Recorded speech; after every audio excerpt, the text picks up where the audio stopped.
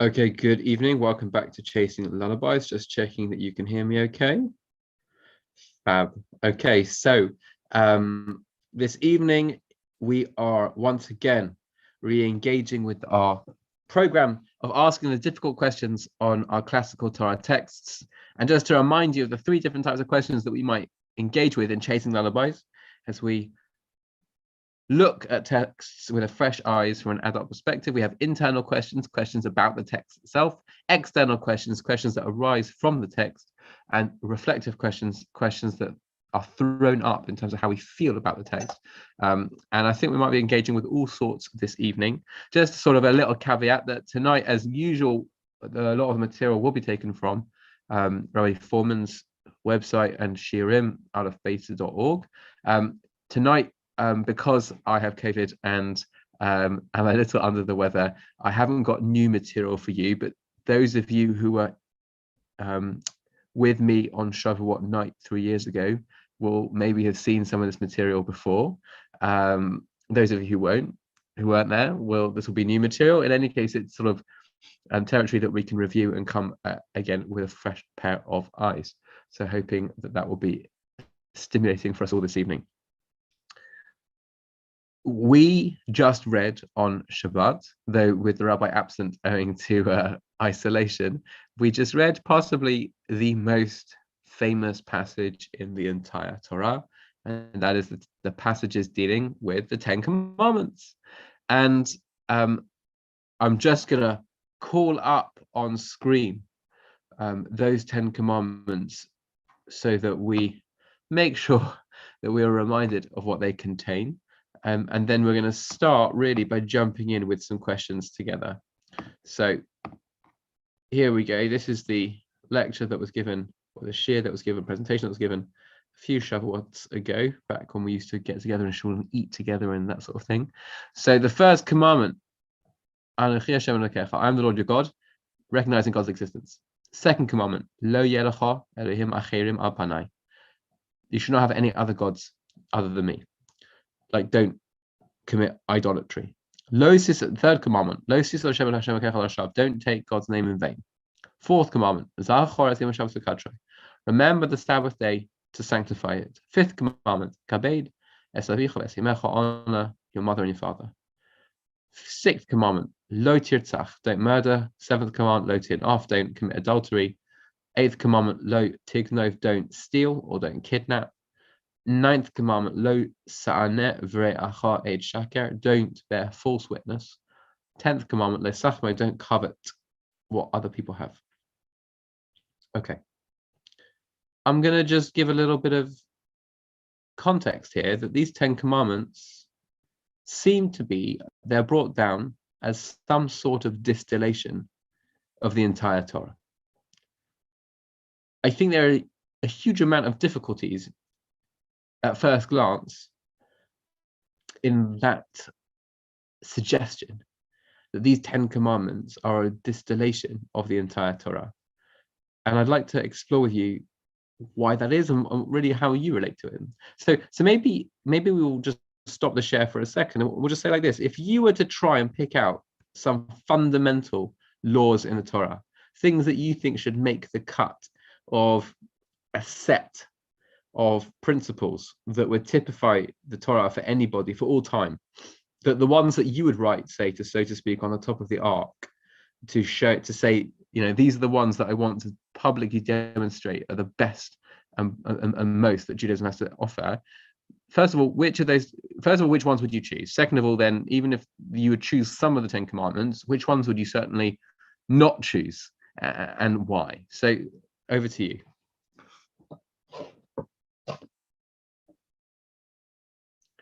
Again, what would you choose as your favorite, your top 10, let's say, or top 5 or top 1 in terms of commandments in the Torah? Would any of them be the ones that we find in the 10 commandments? And similarly, but like the opposite side of the coin, which of those 10 commandments would you certainly not think is so fundamental and critical that you'd stick it in make it in the top? Top 1 is honor your mother, your parents, basically.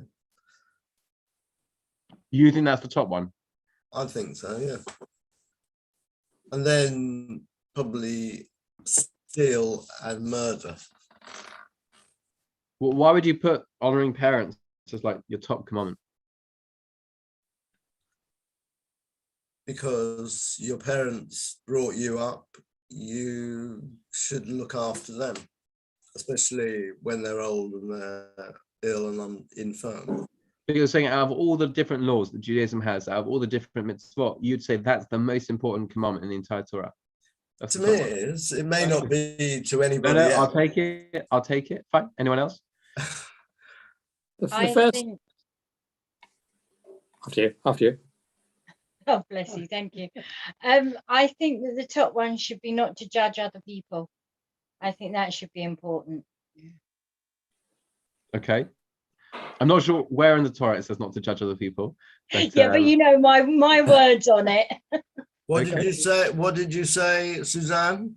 about judging other people. That should be top, Oh, yeah, that's a good one. and not sort of being envious of this one's got that and that one's got that. Mm. that's definitely the 10th. The 10th is not to be jealous of other people, not to covet their large screen TV or 4x4 or anything else. But, Don't understand things like that. what are you going to say? The first is questionable why it's actually there, because it's a statement rather than a. And also, you can't really command somebody to love the Lord your God. And the 10th one is also difficult because it's not an active thing. It's a thought process. Do not covet. It's telling you to. Hello. We can hear you. We can hear you. Yes, it's telling you not to think a certain way. Is it a problem to command thought, Jonathan? It can be difficult to control your thoughts. It can be. It can be. It's possible. It's possible. You Yes. might have to learn ways to do that. But Yes.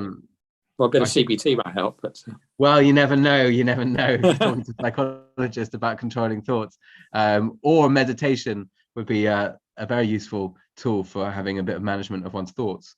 But it's interesting that you say that they are not. The first one is a statement. I'm the Lord your God. It's not necessarily a commandment, and I think that already is linked to the poor translation of the Aseret HaDibrot, the 10 Dibrot. It doesn't say the Aseret HaMitzvot, the 10 commandments. It says the Aseret HaDibrot, which is the 10 sayings. And I think different commentators numerate the mitzvot in these 10 commandments. So Maimonides, in his Sefer HaMitzvot, his book of the mitzvot, where he counts the mitzvot which are found in the Torah, I think he has 13 or 14 mitzvot amongst these 10 commandments. So 10 utterances, and therefore 10 sayings. So really, these are 10 statements rather than 10 commandments, which might contain more mitzvot or less mitzvot.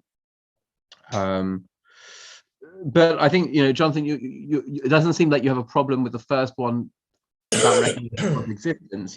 You're challenging it as being a command, or whether it's appropriate to command. Yes, that's right. Yes. Okay. In terms of looking at the 10, do we need to ask what are we trying to achieve with this? Because there's certainly some of them, from one standpoint, provide an outline for a very a moral society, an approach to moral society judged by our morals, or currently, which obviously might change over time, but things like do not murder, do not steal, those sort of individual to individual rights are, we would say, fundamental. I mean, go back to Roman times when gladiators, you might say that the murder is not a particularly fundamental right. So rights obviously change over time, but from the perspective of modern society, those are I would suggest are fundamentals that should apply to anybody. And so you'd want that as a heart of some instruction. So if you were to say that these are fundamentals, so which of these fundamentals do you consider to be fundamental, and which of them seem to be a bit superfluous? Well, can I say something else? It kind of depends, taking on from what Russell said, which way you view it. So there are fundamental things you could say: do not do not murder, do not steal, respect your parents. These are all things which are fundamentally, we would consider, in the John Lockean view, part of human society, necessary. If you're saying which is fundamental to me as a Jew or as a human, there might be a difference. So if you took all of these specifically Jewish commandments out of the Torah and we did all the others, what would we be? So if you take out from the Ten Commandments, you take out the "I am the Lord your God," you take out the laws for Shabbat. If you take out kashrut, if you take out things, and people choose what they do and what they don't do. But the fact is that they're there, so they're fundamental to us being a Jewish people over the thousands of years. So there are two ways to look at the fundamental laws, I think, and that is the laws that you would expect. And I don't want to get into the whole Noahide thing or whatever, but the laws that as humans we would expect, and the laws that make us Jewish specifically and have kept the Jewish race and religion alive to this day.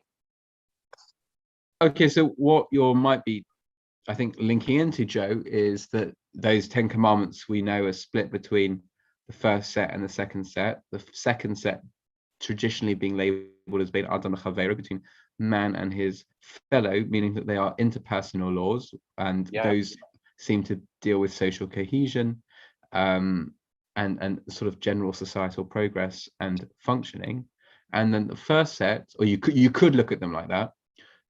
Though of course, when they're mandated by God, they will also contain an element of spirituality. They'll also contain a divine mandate there too, but they don't have to, at least at first glance. They could just be how to have societal cohesion.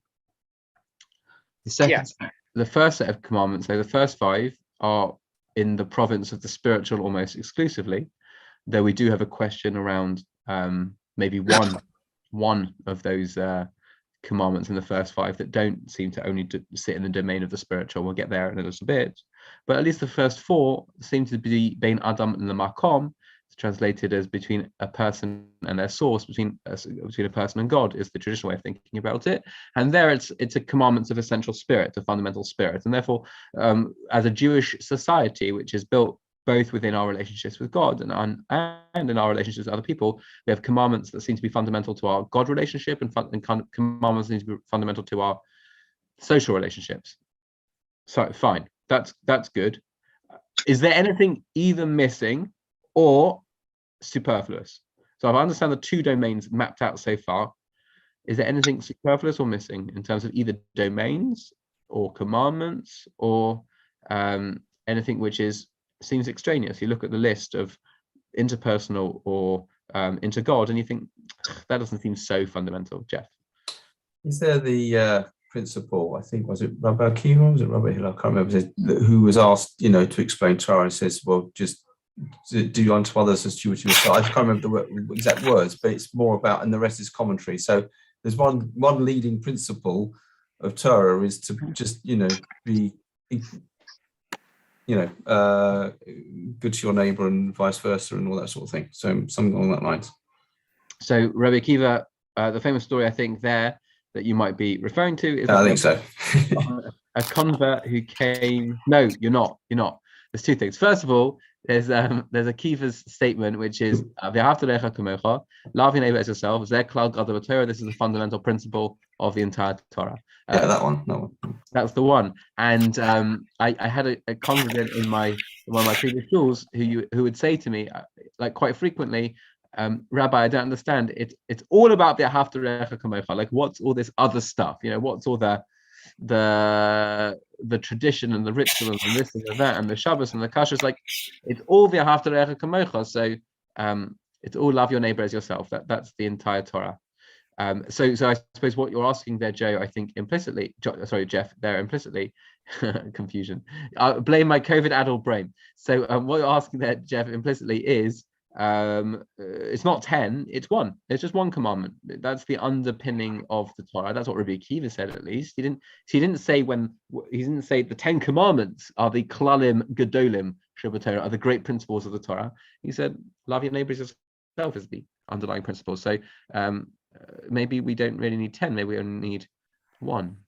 The other story that has a similar manifestation of that idea, but is the other way around, is the convert who comes to Shammai and then Hillel, and he goes to Shammai and he says, teach me the whole Torah whilst I stand on one leg, and then I'll convert. And Shammai hits him with his stick and says, go away, you can't distill this entire text into a pithy statement.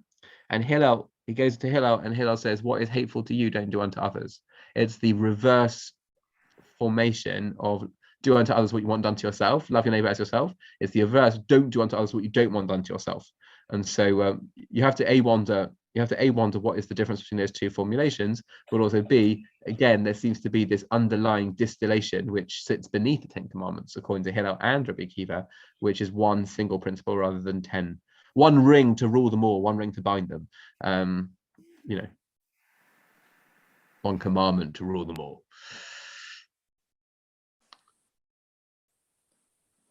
So that's a question. Any commandments which seem just out of place, just a bit missing the mark for the top 10? The top 10, you've got 613 to choose from, and you've chosen these 10, and it's like, maybe that's not so necessary. Not like a well, real... coveting asses isn't really necessary, or oxes, but I mean, not these days. But... That's exactly what I was going to say. Ox and asses. Asses. You can flip what I said before on its head insofar as if there already exists a moral society, you don't need to be told don't murder, don't steal, don't covet, and so on. So I suppose again, what I'm hearing in your question there, Russell, is sometimes you can have you might have a morality which is intrinsically human morality, like a meta morality that doesn't need to be legislated for. Yeah. And I think actually the Torah would agree, or I think that the way that I understand Torah is that there is a meta morality that doesn't always need to be legislated for. As an example, nowhere in the Torah does it prohibit cannibalism.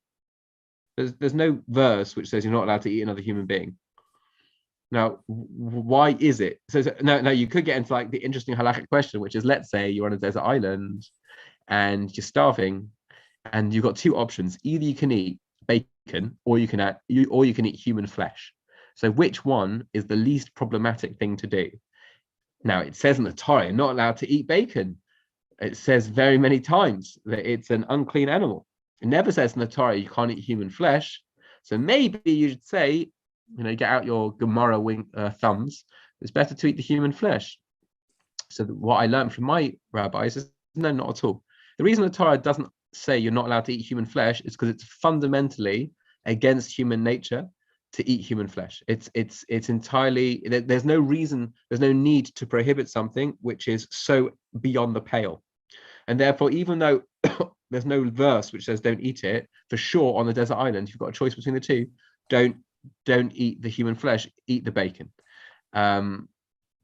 But so the question then is, Russell, when we come to this sort of meta morality, the morality that exists outside the Torah, I suppose there's a gray area between things that still nevertheless would need legislating for, because societies can sometimes sink into spaces where murder can be justified. We don't have to look too far into the 20th century to see endless examples of that, and this century as well. And therefore, sometimes there's a rationale for putting things which might be obvious into a codified text in order to make sure it becomes objective rather than subjective morality, because of the fine line between those things. Look, you're doing tax at the moment, so I wouldn't want to say anything, but one man's cash in hand is another man's thievery. So sometimes you need to put something into the law. Absolutely, that's a fundamental missing from the 10 Commandments. And the other thing I always wonder about when it comes to morality is, maybe this is a slightly different approach, which is that there is morality that exists in the human consciousness or in moral or social society. There's also then, when we upgrade it to hold the rarefied status of a mitzvah or of a statement of God, whereby we have this joining together of societal value with godly value, and that the two then come together to form something even more special. And so something could be obvious, but nevertheless get divine sort of mandate, and therefore an added boost of spirituality by virtue of the fact that God commanded it. So that's possibly another thought there. I'm going to be maybe controversial and say, just throw out, who thinks that like taking the Lord's name in vain needs to be in there as one of the top 10? You know, I'm not sure that would have made my top 10 cut. I don't know if other people think about that one, for example.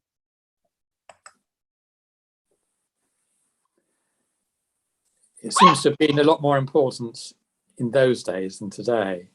It's like Con Yitro as well, you know. Well, those are vows that, you know, that. But it's the same sort of thing. I mean, how many people think about vows nowadays? Right. Well, what does a person's word mean anymore? You just have to say, no one ever told me that it was prohibited, and it's fine, it seems. Yeah. Sitting. Well, Sooty agrees anyway. Does he agree? Oh, you say what you wanted. So I just want to ask you about the do not steal. Yeah. On the face of it, obviously that's the wrong thing to do, but does it really mean do not kidnap? Yeah, so that's right. So when we translated it before, I think there's two different words. There's gazela, there's geneva, there's stealing. There's different words for stealing, and I'll just say that they're lo signo really means to kidnap. So again, that's something interesting. Maybe you know, there are lots of horrible things that a person could do. I'm not sure that necessarily kidnapping would be the one that, or even stealing. You know, like, would that make your top 10? I don't know. Would that make your top 10? Yeah. It would. It would make your top 10. If it said do not steal, as it does. I mean, if we assume do not steal means do not steal. Yeah. That seems to be quite acceptable to have in the Ten Commandments. But if it just means do not kidnap, the question is why isn't do not steal in there? Okay. What about why also is there such a difference between the Noahides? Wouldn't we assume that all 7 of the Noahides would appear in the top 10? Yeah. So things like in the Noahide laws, it says you're not allowed to be cruel to animals, as an example. Yeah. And so then that doesn't appear in the top 10 for us. Right, but some of them are, you know, setting up a judicial system because, you know, that should be self-explanatory, and some of them do appear in both and not others. Right. I'm not sure setting up a judicial system does appear in the top 10 for us. Does it? Well, no, but there's a quite a strong parallel between the using a court of law, not bearing false witness, which is basically at essence the same thing. Yeah. Don't lie. Don't. I mean, I think in the traditional translation it's don't lie, but you're right. It's not bearing false witness. Okay. So wouldn't it be the other way around though? Wouldn't you expect the Noahide laws to be more reflective of the 10 Commandments, because we've got all the other mitzvahs and the rest of the Torah that the Noahides wouldn't have? But I think we present the 7 Noahides as being something that any sane society would adhere to in order for a functioning social system to work. Something along. Maybe I'm wrong. Maybe I'm misremembering. Well, I suppose what you're making me think of is what's the function of these two different codifications? The 7 Noahide laws, I think you're right, would be functioning as the basis for a moral society, for a monotheistic moral society, not a Jewish society, and but the bedrock upon which a functional monotheistic society lives upon. And then the 10 Commandments seem to be nested on top of that, which is how does the Jewish society function? And some things seem to be repeated, and some things don't seem to be repeated, or at least are iterated in a different fashion. And that's an interesting thing to contemplate, and maybe we can come back to that at the end of today. Let's pull up the 10 Commandments again, and maybe take this conversation a little bit further. So we already discussed how the 10 Commandments on 2 tablets are split traditionally between those on what on your screen looks like it's on the left hand side and those on the right hand side. The left hand side ones being the ones on the first tablet, which we say are between man and God, and the second set between man and man. and we've maybe had some sort of discussion around which ones seem to be quite fundamental, which ones don't. Are they commandments even? Is the first one a statement of faith? Is that a commandment? Is that or is it not? And maybe you could ask, taking God's name in vain, or maybe even not coveting, bearing false witness. Are these so fundamental? Are these so intrinsic? But here's what we happened. You know, a letter came down from God and said, these are the ones. That's it. I don't really mind. I don't care that you've decided X, Y, and Z would be your top commandments. And maybe there are other commandments that you might have chosen are more fundamental than the ones over here. Yom Kippur and Rosh Hashanah seem to be popular commandments for Anglo Jewry. Seder night seems to be a popular commandment for other members of Jewry. You know, the things that most people observe. Shabbat, not so much, right? Shabbat doesn't seem to be always the big commandment when it comes to observance, and yet that made the cut, whereas Rosh Hashanah Yom Kippur didn't make the cut. Once again, like Shabbat made the cut, whereas Pesach Seder did not make the cut. So it's sort of interesting that there are things here that have made the cut onto the top 10 and haven't don't always get matched with people's activity. And then the other thing I think is this sort of question that was leveled to us by Jeff, which is 10. Maybe it's just one. Maybe it's just love your neighbor as yourself. That's what Rabbi Akiva said. So if we're looking at these things as principles, then isn't there just one underlying principle? Can I ask a quick question, please, Rabbi? Going back a couple of statements, you said that Rosh Hashanah Yom Kippur didn't make the cut, but Sabbath day did. Is it not perhaps because all of the things here that have made the cut are things that you could do every day, whereas some of the things that you're mentioning didn't make the cut, wouldn't happen every day or possibly happen every day? Well, Shabbos doesn't happen every day; it happens every week. I'm hoping one wouldn't be tempted to commit adultery every day. What a world we'd live in! Why not? If you're going to commit adultery, you might as well enjoy yourself. You know, it could be that some of these things are more frequent than others, but if they're being taken as prototypes, as archetypes, as ideas that then filter through to others, and then you'd want them. It doesn't necessarily, they don't have to be daily, but at least they're pivotal things within Judaism, more pivotal than others. So I take your point though, Francis. I think it's interesting. We often divide the commandments in different ways, and the method of dividing them is traditional, as we said, is the vertical, is man and God, man and man. And what's the obvious missing piece, the obvious or the odd one out if you were to divide it in a vertical fashion across those two tablets? What's the one that doesn't fit the mold if you're dividing between man and man and man and God? Father and mother.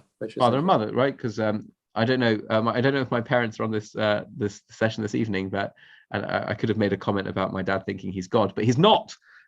He's my dad, and therefore it's difficult to say that the first tablet is all between man and God, whereas the second tablet is between man and one's fellow when one's parents aren't divine. Humankind. So, what was that? Humankind, not man. We're not all men here. Thanks, Shoshana. Human. Amen and a woman. Sorry. Amen, by the way, is not a contraction of a and man. It is, amen means from emunah, which means belief and trust and faith. When you say amen at the end of a bracha, it means I believe in that. So when someone recently at a service said amen and our woman, they were clearly not understanding what they were saying. Anyway, but yes, thank you, Shoshana. It's not we're not going to try. We're going to try to degender the language. Anyway, so how would you answer that question? How does the fifth commandment in the first set match the others? If it's not between man and God versus man and their fellow, what would it be? So you're saying, what is God's involvement in that, or? Well, or rather, what's parents' involvement? Why do parents feature on the first set of tablets rather than the second? Well, they're both creators, aren't they? They're both creators. Yeah, so we really have to retranslate Bein Adam leMakom. It doesn't mean between human and God. It means between human and their makom, their source, their place. So therefore, the first set of tablets are between people and their creators, and the second set of tablets are between people and people, which would now lead us to the interesting sort of idea that the first set of tablets are vertical relationships where we are relating to creators, and creators have a different place in our life than others. Now we have three different creators. We have a heavenly creator, and we have human creators. We have physical parents, and we have spiritual parents called God.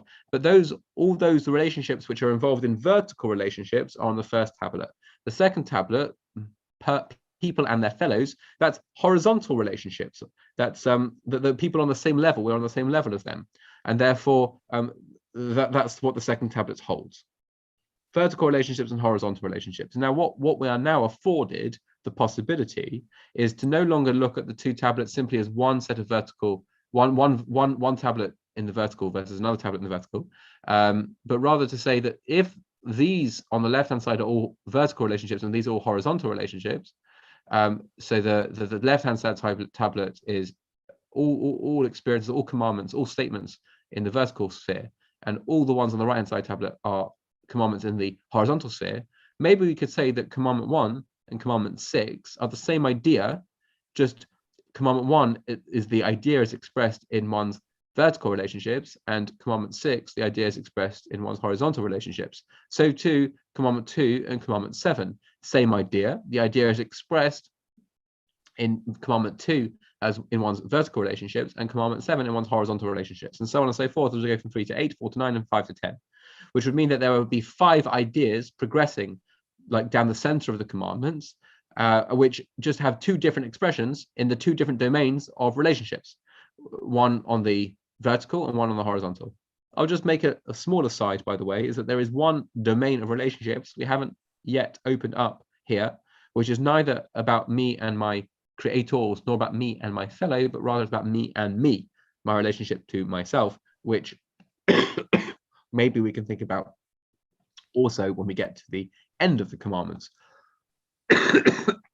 Excuse me. So if that hypothesis is correct, that we don't just look at the first set of tablets and the second set of tablets, but we also cross them as well as we go through, and we're seeing a progression of a fundamental idea as expressed in both, what would be the concept which is expressed both in one's vertical and horizontal relationships that is similarly expressed both in the words I am Lord your God, and the second one and commandment 1 and commandment 6, you shall not murder? What do you think? Well, if you're saying, well, if man is created in God's image, then in a sense you're trying to destroy God's image when you murder. Okay, so that every time I give this class, that is always the first answer that is given, and I think it's a really compelling answer because what we do is we sneak what murder is about. That murder is about the negation of God. The reason that I think that it's a good answer, but it's not the answer that I'm looking for, is what you're really saying is that the whole purpose is the whole underlying concept is really the vertical relationship is image of God. It just happens to be the image of God is both in it also could be seen elsewhere. So meaning we're really looking at the godly part, and we're seeing the godly part happens to be also in the human realm, but the godly part dominates. I'm sort of trying to even get underneath that and say there's something about negating God's existence or believing in God that is exactly the same. It's the same concept as murder. So I like it, Jonathan, but maybe we can dig a little bit more. That's okay. Okay. Yeah. Is it the idea that by committing murder, it's a direct challenge to God? So you're saying, look what I've done. You can't, what are you going to do about it, sort of thing. So you're saying, if you don't believe in, if you don't believe in God, you can do anything, and that's the ultimate. I'd say slightly I'm hearing you, but I think when you murder someone, it's not just about a statement about you and God. It's about a statement about your relationship to the person that one murdered. Not necessarily. It's a question of power. If somebody, why does somebody, why does somebody mug somebody else? Right? Possibly because they want money, possibly because they want money for drugs, they want money for this, they want money for whatever, or possibly because they can. Because it's for somebody who has so little control over their own life, it's a statement of the fact that they have control over something else, that they can force their will on something else. And that's a negation of the idea of God. Maybe to riff on Joe's, if the creation of humankind is the ultimate expression of God's creative power, then taking away is the ultimate negation of. So it's the greatest perversion of creativity. All these things are good answers, and I'm struck, Joe. You're not like a crime writer or something, are you? I'm quoting my own books here, Rolando, but on the basis that nobody here would have read them, it's fine. But I think that what I'm trying to get at, maybe you'll see the difference. I have read Joe's book, so. Oh, maybe you'll see what I'm trying to That's thrust my at. fan. Yeah, sorry, go on. That's all right. Is that when a person murders somebody else, they have negated the existence of that person. The way that you negate the existence of another person is that you kill them. That's the most fundamental way to. Yeah, it's true. It's about expression of power, and it's true that it might fly in the face of God and God's power somehow too. But in terms of that act alone is in terms of my horizontal relationships between a person and their others. So then the most intense way of negating somebody else's existence is to take away their existence. Now, I can't take away God's existence because he exists. But the best way that I could take away his existence for me is to no longer believe in him. And therefore, what I'm suggesting is the sort of the fundamental idea that is expressed both in horizontal relationships and vertical relationships for commandments 1 and 6 is the negation of existence, or rather, if you put it around the other way, that one must respect the existence of the other. In the godly realm, you respect the existence of the other by belief, faith, and in the human realm, you respect the other person's existence by not taking it away. And that's the first idea of the of these commandments, or of the 5 principles which form the basis of the 10 commandments. Peter Cain didn't have those 10 commandments. Yeah, he did. Well, it's basically that's the human morality part that we spoke about earlier, and that's why he was punished ultimately. Is that even pre-Noah, there was a sense of fundamental meta-morality that needed to be part of civilization. But that, I think, what was so desirous for Cain was to negate his brother's existence, because his brother's existence challenged his own. Because Abel was doing something that was beautiful and noble, and so he needed to get rid of that threat, so to speak. If we're gonna maybe drive these ideas through the next 4 principles, we've seen principle number 1 as expressed in commandment 1 and 6. Maybe a thought that we could be having to orient us is, if it's true, like Jeff said, that there is a underlying message of the Torah to love your neighbor as yourself, to love, then the 10 commandments, or the 5 principles expressed in 2 different domains of vertical and horizontal relationships, might be teaching us something about relationships as well. And it seems like the first stage of having healthy relationships is to recognize the existence of somebody else, that you recognize that there is a God, that there is an other, and you recognize there is an other that you can never negate entirely in the world of horizontal relationships too. It's sort of interesting when it comes to, again, psychological theory, that Melanie Klein, who was at the TAVI and a student of Freud, was very interested in how child's identity is developed. And she talked, I think we've spoken about this in the past, about the good breast and the bad breast.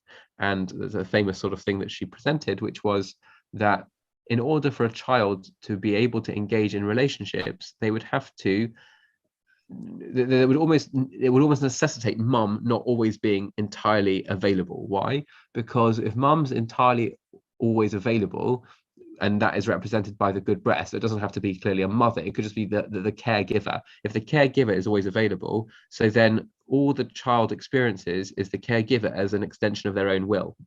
So if there's always yes, then that doesn't, the caregiver is not another person. The caregiver is just another hand, so to speak, for me. And if I cry, then that hand provides milk.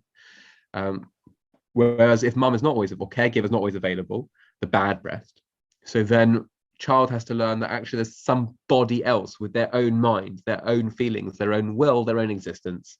And that's a fundamental task, even from the earliest stages of life, to recognize that an other exists. And that's a fundamental requirement of parenting, that we don't always have to be the good breast. Sometimes it's right to be the bad breast in order to teach that fundamental life skill. There is an other.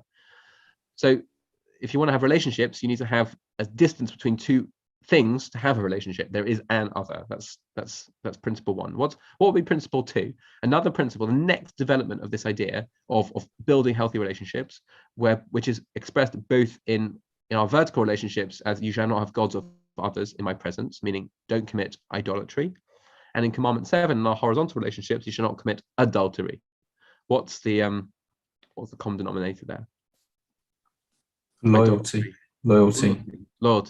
And respect. Respect. What do you mean by respect, Marianne? That you've got an understanding between you. So if you have a belief in God, then to then replace that with other things, stuff, statues, is ultimately disrespectful and doesn't honor the relationship that you could have with God. And it's the same for those that are in a human to human relationship. So for me, I'm hearing the respect word and I'm hearing the loyalty word, and I think for me it's also something about trust. That in order to have a relationship, once you know that there's somebody else there, then there is also the trust that relationship needs to be built upon. And fundamental building block of relationships is trust. If there's no trust because of a cheating on that relationship, a breaching of the laws and the rules of that relationship, the rules of the engagement, so then that's one of the most egregious it's one of the most damaging things that a person can do to their relationship is to undermine trust. And I think, again, both rabbinic and clinical experience would bear out that when relationships have that question of trust, because of whatever's happened, because of what's the word? Someone messing up, someone leaving, someone doing something that is not allowed, is not part of the trust that they built. So then it's such a violation. It's difficult for relationships to come back from that. So the first stage of relationships, it seems, is recognize there's somebody else, that they're not an extension of your will, they're an extension of you, but they are another individual person. Then the second stage is have loyalty, have trust in that relationship. Third principle, as expressed in our vertical relationships, you shall not take the Lord's name in vain. And in our horizontal relationships, is not stealing. What's the common denominator there? What's the underlying principle?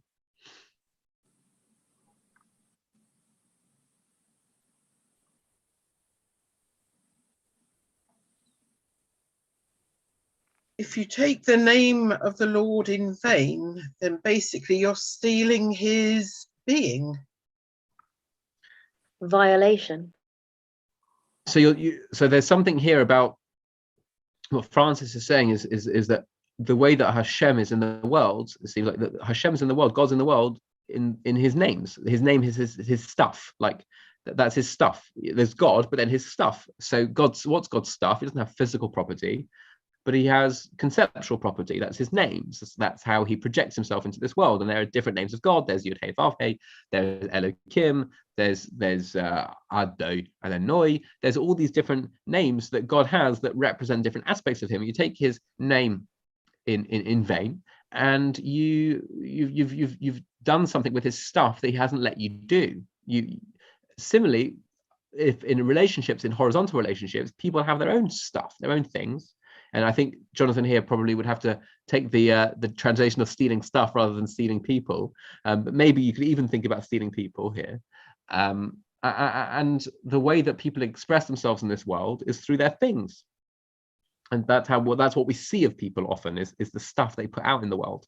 And so you care about the other person enough, not just to be loyal to the relationship, but also take care of the things that are important to them and not misuse them, to recognize that they're owned by somebody else. It's the next stage maybe of building a healthy relationship, is to recognize that other people's stuff is theirs and that you respect their things, not only their being, but also what's important to them in this world.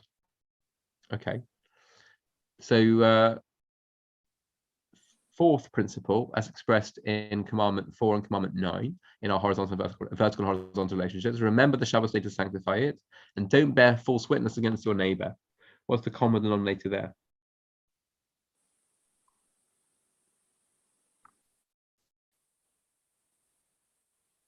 Can I just make the point that in relation to number 4, there are 2 versions of that. So there's both remember the Shabbos day to sanctify it, and there's guard the Shabbos day to sanctify it. There's Zachor es Yom Shabbos L'Kadsho, and there's Shamor es Yom Shabbos L'Kadsho. And there's the 2 different texts, one in Parshas Vayisro, one's Parshas Va'eschanan, in Devarim. Yes, that's right. So that may actually alter the relationship slightly, the different emphasis. Yeah, that's true. But underneath Shabbat, why do we keep Shabbat? Well, because of creation. Because of creation. So we are what that act of Shabbat, what are we communicating with that observance of Shabbat? Belief in creation as being a principle of faith. So we're believing in God as creator, and we are, so to speak, testifying. We are communicating with our actions that that he is the creator. We're saying something about him. And that's what we say in Kiddush on Friday night, is that we are, it's a zeicher l'ma'aseh bereshis, it's a memory of the action of creation.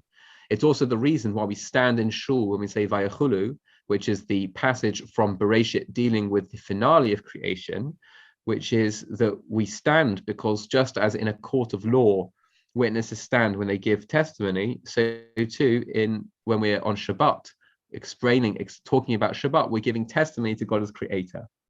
So the fourth principle seems to be not just about telling truth, it's about telling truth about the other.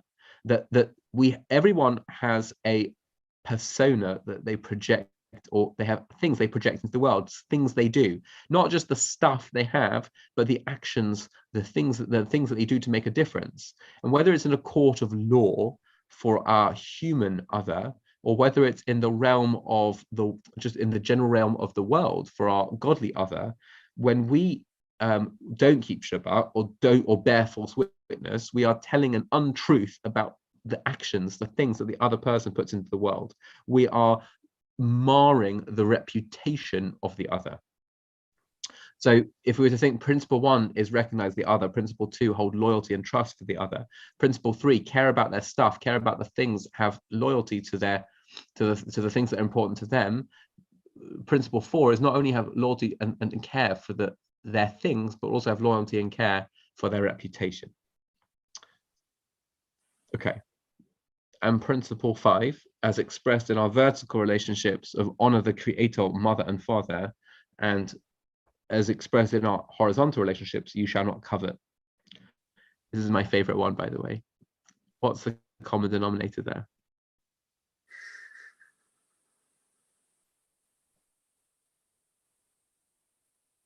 That's quite Oedipal. Explain that comment, Shoshana. Isn't that a psychological theory about the coveting your?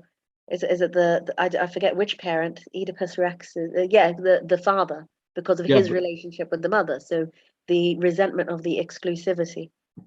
Though the coveting isn't, you're not coveting your father for your mother. You're coveting your neighbor's wife. So it's you could always move next door. It's interesting though, when we look at the law around coveting, it's not someone has got a nice BMW in the driveway, so you also want a BMW. Coveting is, I want their BMW. And it's not that someone's got a nice wife, I also want a nice wife. Baruch Hashem, I have a very nice wife. But it's, I want their wife. That's the prohibition of coveting, is to want what the other person has. But maybe that might help think about the common denominator here. Is it being about satisfied with who you are and where you're from? Love it, Jeff. Yeah. What's the one relationship that you really can't change? One relationship you really can't change. That's right. That's right. They're the parents. So it is your lot. It is who you are. Or it's what you know, the cards that you've been dealt. And so too, when it comes to coveting, when I want what somebody else has, I'm basically saying I'm dissatisfied with the cards I've been dealt. And I said at the beginning of this, or earlier on in today's presentation, I said the one sort of relationship that we're not yet speaking about is between me and me. We've spoken about me and my creators, me and my fellow, but we haven't spoken about me and me. And maybe the finale of having healthy relationships is to be comfortable enough with me, that I'm not relying on the relationship to fill in my lack or to meet my emotionally leaky needs. I am looking at the relationship as something I can contribute to rather than something I need to take from. And if you were to then visualize those stages of development across 5 levels, you might look at it like this: that commandments 1 and 6 are the concept of respecting the existence of the other. Commandments 2 and 7 is the integrity of relationships. Commandments 8 and 3 is the integrity and importance of the property of the other. Commandments 9 and 4 are the importance of the reputation of the other, and commandments 5 and 10 and 5 are the importance of oneself in having a relationship with the other, in being in relationship with the other. So you start with the existence of the other and you end with your own existence, and within that space you have the construct of a healthy relationship, the 10 things I love about you. In which case that those 10 commandments, which are 5 principles, are really leading to one underlying point, which is have healthy, loving relationships, which leads us on to Jeff's point, which is love your neighbor as yourself. Rabbi Akiva says this is the great principle of the Torah. And if you want to look at it like this,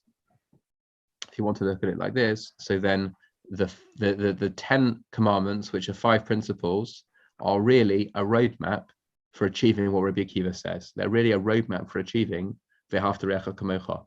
I love your neighbor as yourself. It really is all about love, but love has to be scaffolded in helpful ways.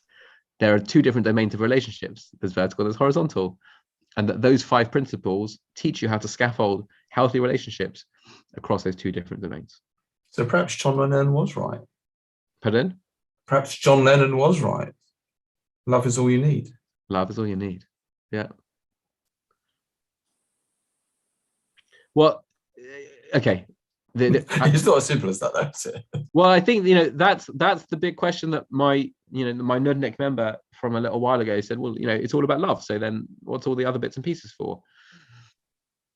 I think my answer to that is that, and I've said this a number of times, which is that concepts and big ideas are really good and really important, but they also need to be concretized into daily acts and habits, which allow those concepts to be really lived in every moment.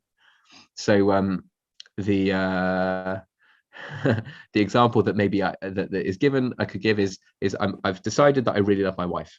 So I do, but I've decided that I'm gonna really make sure that I love her, and so I decide I'm gonna go off into the garage, and I'm just gonna sit there meditating about my love for her.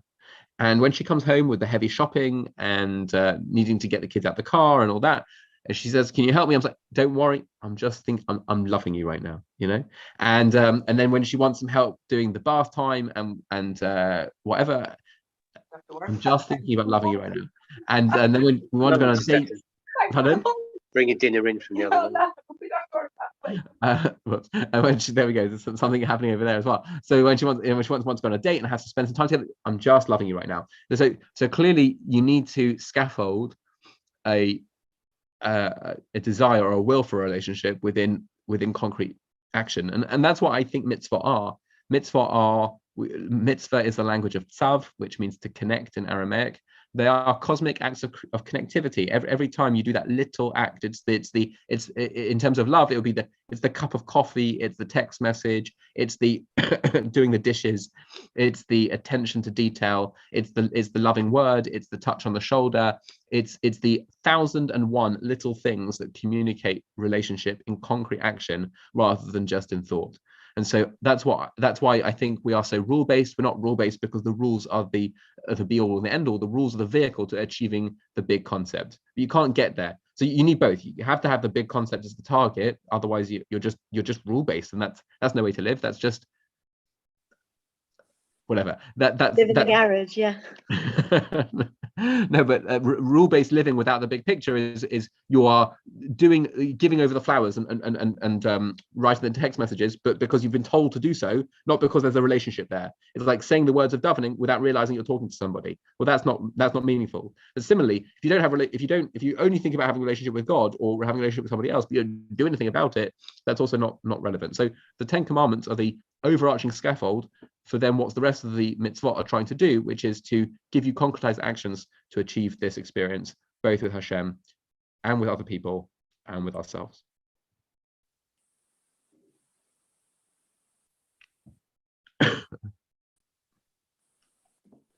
Very good.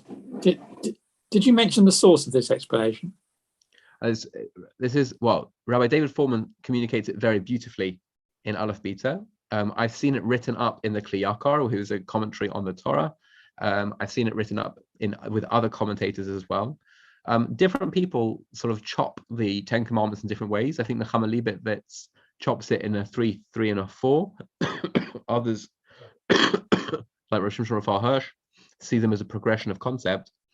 The Kli Yakar and amongst others look at the horizontal connections across the 1 and the 6 and the 2 and the 7. So that give that building structure as we've seen this evening. And just the final thought, by the way, is that when you look at Hillel's iteration of this versus Rabbi Akiva says, love others as you love yourself. Hillel says, that which is hateful to you, don't do to your neighbor. That's the whole Torah. The rest is commentary, go and learn it. There are two different ways of looking at this. And really, I think they're two sides of the same coin of what it means to have a relationship. What is hateful to you, don't do to your neighbor is for me, it's about creating boundaries, creating a structure within which love can exist. It's not about seeking out the positivity, it's about removing the negativity. Whereas Rabbi Akiva, so you might call that respect. And then Rabbi Akiva is love your neighbor as yourself. You might call that companionship. And so it's the two sides of the same coin. It's that you found the two different aspects of what it means to make space for somebody else. You respect them, and then you find the companionship and the love afterwards. Thank you, everyone, for joining me this evening on a slightly COVID-riddled Chasing Lullabies. It was wonderful to share this Devar Torah with you, maybe once again, but it's always good to review these beautiful ideas.